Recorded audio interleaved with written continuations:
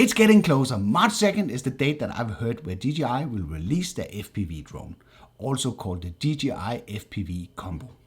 No one has actually seen the product on video until now, where another unboxing videos have been released prior to the launch of the drone.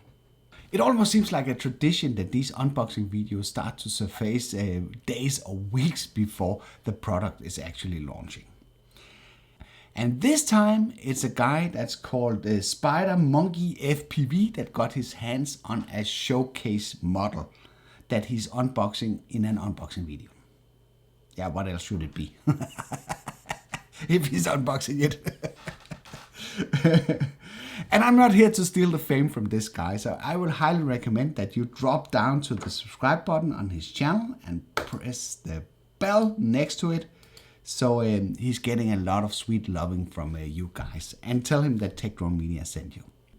So I will not be playing the video, but we can step through it and see some of the highlights that will be interesting to know.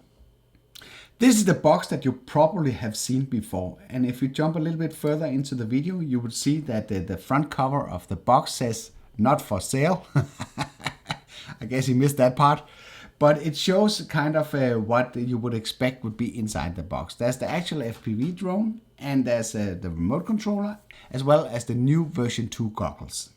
And what's really special about these FPV goggles from DJI is that they are one of the few companies in the world that actually does this digitally. All the other goggles are analog, which means that they will break up when the signal starts to get worse. In the digital version, the image will stay crystal clear. And I know that because I've been messing around a little bit with FPV for myself with this kit from Beta FPV. This is a $200 ready-to-fly FPV kit that comes with a drone, a remote and goggles that will allow you to get your feet wet before you're gonna take the plunge and buy the big one, the DJI FPV Combo. And then you're probably asking, what is the price point going to be for that one? And as far as I heard, it will clock in around $1,200 to $1,500 US. So let's jump a little bit further. He's unboxing the product here. So that's the actual drone sitting inside the box together with the goggles. And actually seeing it close to his hand, it shows that it's smaller than I would have expected, at least judging from the previous pictures that I've seen from it. It's what do you think about the shape of this model? It's kind of odd looking. It takes a little while to get used to it, I think. And now he's turning the drone, and as you can see, it has 2 front-facing sensors. And I don't know if those are going to be working in FPV mode, but I think you'll be happy that those are present. Also look at the motors. The motors, they look significantly larger than what we're used to. Also, it seems that the props are going on here with some sort of a threaded solution. So now we remove the gimbal cover and you'll be able to see the camera, and you can also see that the gimbal construction, that's very, very simple. It's not like a 3-axis gimbal like we're used to. It seems the gimbal is only capable of tilting the camera up and down, but there will be stabilization. I bet DJI is using the same technologies that we have seen from companies like GoPro and Insta, where they use digital stabilization to stabilize the image by oversampling the image and simply cropping in and making sure that they correct for any vibrations. That will at least make sense to reduce the amount of moving parts in an FPV drone. And when you fly a FPV drone, it will sort of tilt like that. So you need sort of to be able to have the movement inside the camera to tilt it into the right position, so you at least can see what's going on and not looking into the ground. That's the battery. It will be really interesting to see how big the battery pack is with this drone. And that's the base of the drone. And it seems it's quite equipped with a lot of sensors here. At least it has 2 down-facing vision cameras. And it also have like a LED light. I guess that's for landing. These 2, I'm not sure what they are doing. But at least there's an LED, and there is downward facing sensors and rear sensors. So that's a good starting point. Again, it would be interesting to understand if those work actually when you're flying in the most aggressive mode.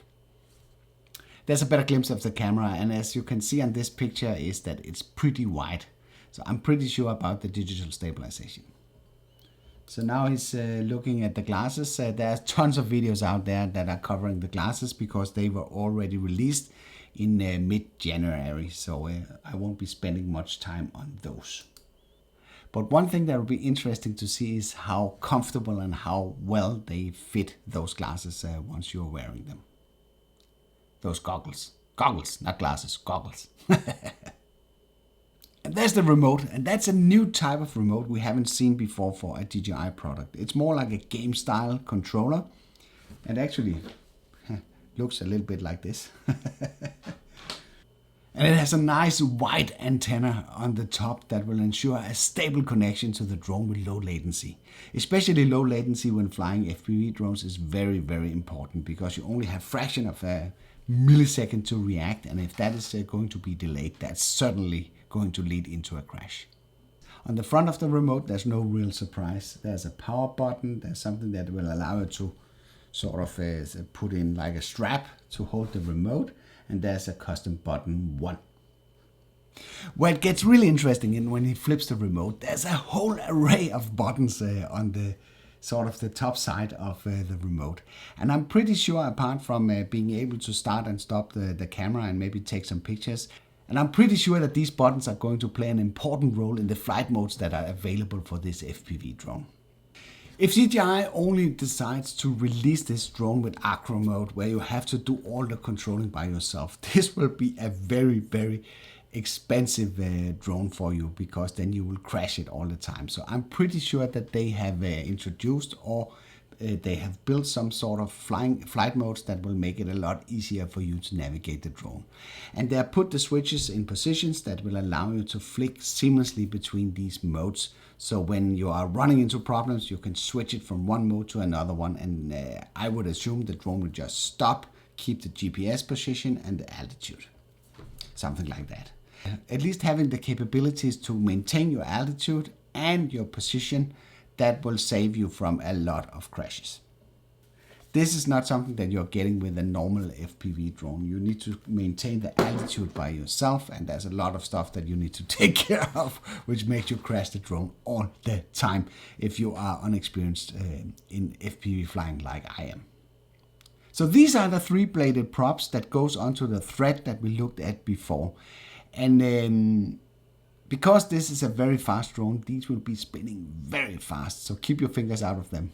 It's like a flying blender. And of course it comes with a charging brick. It also comes with an additional power bank, and I will assume that is for powering the goggles. And all the usual stuff that you would expect to be in there for you to fly the drone, like a headband that will allow you to fix the goggles to your head. And also some sort of a lemon green cover, like a shell. Maybe it's for colorizing your drone to give it like your own personal look. And of course there's some extra. There's a power cord for the power brick, and of course a cable that will allow you to hook up the power bank to the goggles. And the usual paperwork that's included with the drone. So there's the drone out of the box, sitting nicely on the table. I'm really eager to figure out how big the battery is on this one. So I hope he will reveal that towards the end of the video. He's probably doing that because he needs to unplug the battery to be able to charge it. It just pulls it out like that. That's one big power bank. I guess that's what is needed to give this drone a proper kick when you are throwing it around. I know from the other pilots out there that I'm following on YouTube that they are using normally 4S and maybe 6S batteries, which is quite a lot more powerful than the ones that we are using in our normal DJI drones.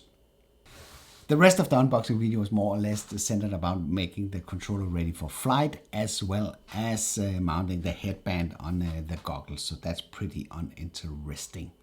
So what do you think about this new DJI FPV Combo? Is that something that you're going to purchase, or you're going to skip this one? Let me know in the comments. And again, as I said in the beginning, I'm not trying to steal the fame away from this guy, and I don't think I need to, because this video already got 250,000 views. So jump in and watch the video in the full length on his channel and leave him a nice comment telling him that you were sent there by Tech Drone Media. I hope you liked this video. If you did, then feel free to give it a like. If you didn't like it, feel free to press the dislike button twice. Thank you for watching, and I'll be seeing you around.